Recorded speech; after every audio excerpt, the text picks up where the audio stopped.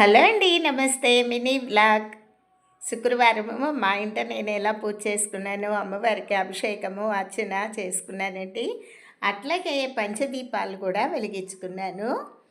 అయితే ఇప్పుడు మనకి రేపు 26వ తారీఖు నుంచి మనకి వారాహి నవరాత్రి ప్రారంభమవుతాయండి. ఇవి సూర్యోదయం ముందు, సూర్యాస్తమయం తర్వాత అమ్మ ఆరాధన చేసుకోవాలి. ఇవి గుప్త నవరాత్రులు అంటారండి. ఈ గుప్త నవరాత్రులు మనము గుప్తంగానే చేసుకోవాలి.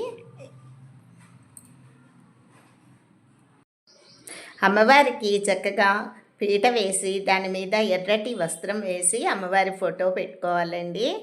ప్రతిమ ఉంటే గనక చక్కగా అభిషేకం చేసుకోవచ్చు. పసుపు, చందనము, కుంకుమతోటి అమ్మవారికి అభిషేకం చేసుకోవాలండి. అయితే మనము చీకటిలోనే మనము ఈ అమ్మని ఆరాధన చేసుకోవాలి.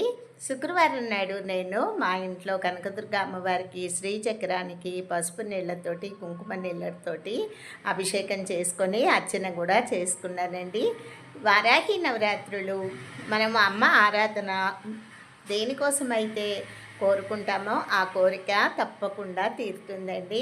ఎవరికైనా భూమి కొనుక్కోవాలన్నా, ఇల్లు కట్టుకోవాలన్నా, కోర్టులో ఏదైనా ఉన్నప్పుడు అది న్యాయబద్ధంగా చక్కగా మనకి తీర్పు వస్తుందండి. అమ్మవారి ఆరాధనకి సువాసిని పూజ, బాల పూజ ఇలాంటివి ఏమీ ఉండవండి.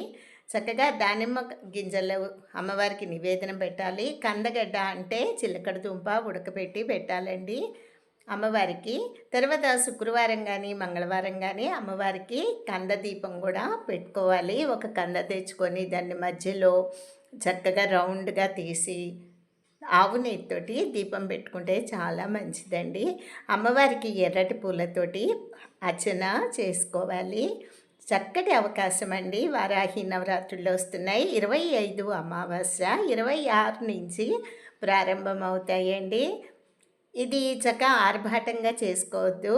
అమ్మ నామస్మరణ చేసుకుంటూ అమ్మయందు మన చిత్తం అంటే మన మనసు అమ్మయందు ఉంచి మనము అమ్మని కొలుచుకుందాం.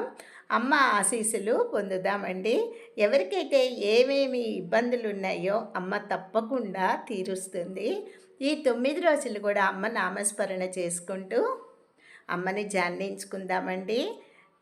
ఉంటాను.